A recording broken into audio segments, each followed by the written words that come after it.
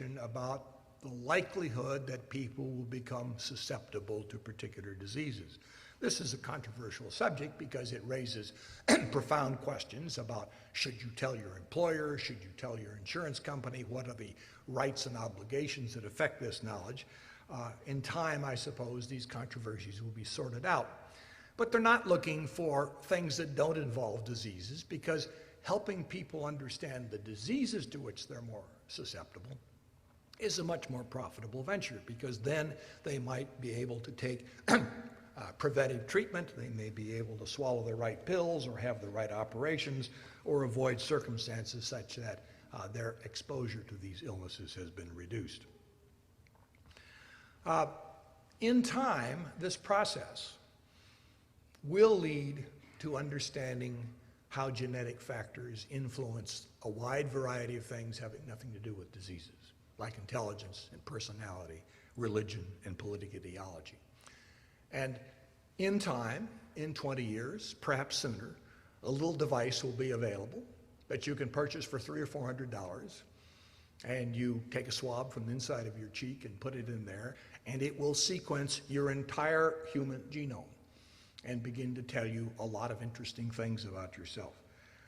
Happily, I will not be around when this process arrives. Unfortunately, because if it arrived sooner, I would be able to clear up the frog in my throat. Now, earlier I said biology is not destiny, and let me give you a concrete example of this. There have been studies going on in a town in New Zealand and several other communities around the world that try to show how people differ in their likelihood of becoming hostile, cranky, criminal individuals. And in these studies, it is discovered that a neurotransmitter in the human brain called serotonin is involved. Serotonin is an important transmitter. It is the device by which signals go from one neuron in your brain to the other neuron. And serotonin is a little chemical that carries that signal from one to the other. And since you've got 3 billion or so neurons in your brain, you can see that serotonin can produce all kinds of patterns depending on how it's distributed. Now, the scholars, particularly in New Zealand, have discovered that people who do not produce much serotonin in their bodies are much more likely than those who produce a lot to have serious psychological problems and to be involved in hostile, aggressive, and even criminal behavior. Provided that they were abused when they were children. If they have low levels of serotonin and were not abused, they're no more likely to turn criminal than those who have high levels. But if they have a low level and they were the subject of physical or psychological abuse when growing up in their families, then these psychological traits will emerge. So this is a wonderful illustration of how nature and nurture interact. And whenever you read in newspapers stories that begin, another episode in the struggle of nature versus nurture, put the paper down. There is no struggle between nature and nurture.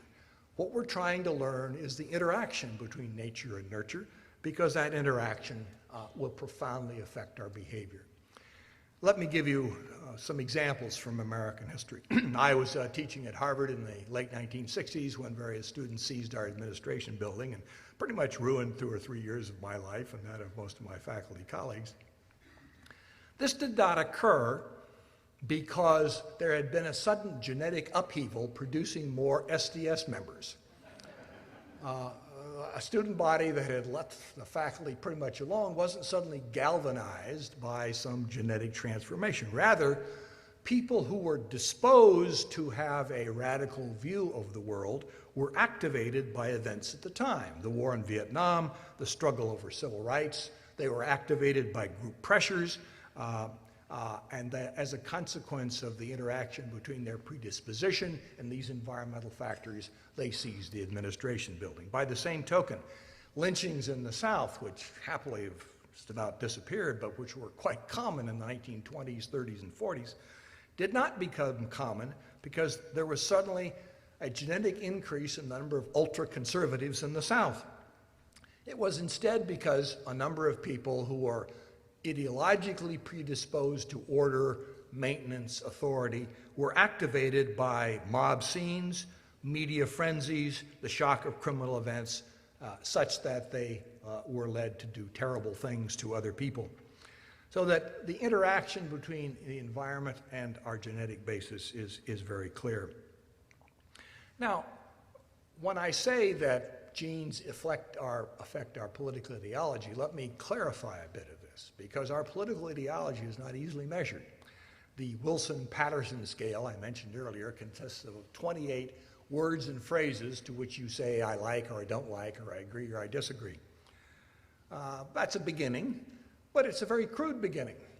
It doesn't distinguish among different kinds of liberals. Liberals who are economically liberal but socially conservative and isolationist in foreign policy, as opposed to liberals who are both economically liberal and socially liberal and interventionists. Nor does it distinguish among conservatives who may differ with respect to their orientation to the economy, to their orientation to society, to their orientation to public affairs.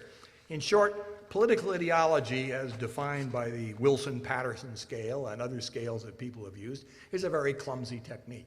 It gives us a clue as to what to look for, but it isn't very precise so that we can clarify in an intellectually interesting way the differences among political ideology if it is carefully studied. Let me now turn to another aspect of this subject, about which I am profoundly irritated for reasons that will become clear in a moment. A whole list of scholars has devoted themselves to showing that genes produce something called right-wing authoritarianism. There are hardly any scholars that produce studies explaining how genes influence left-wing authoritarianism. Now, why this difference? Aha, I know the answer. In 1950, a book called The Authoritarian Personality was published, written by, its lead author was Theodor Adorno, a German scholar who came to the United States in order to escape Nazi persecution. He, among others, was one of the founders of the Frankfurt School of Marxist thinkers. And their concern was to explain fascist mentality. Why is it that the Germans were beginning to exterminate Jews, hostile to civil rights, destroying the judicial system, and the like? And so Adorno and his colleagues, Elsa Frankel-Brunswick, Daniel Levinson, and Arnevet Sanford, developed something called the F-scale. The F-scale was a measure of fascist tendencies. It did so by asking people whether they agreed or disagreed with such statements as obedience and respect for the authority are the most important virtues that children should learn.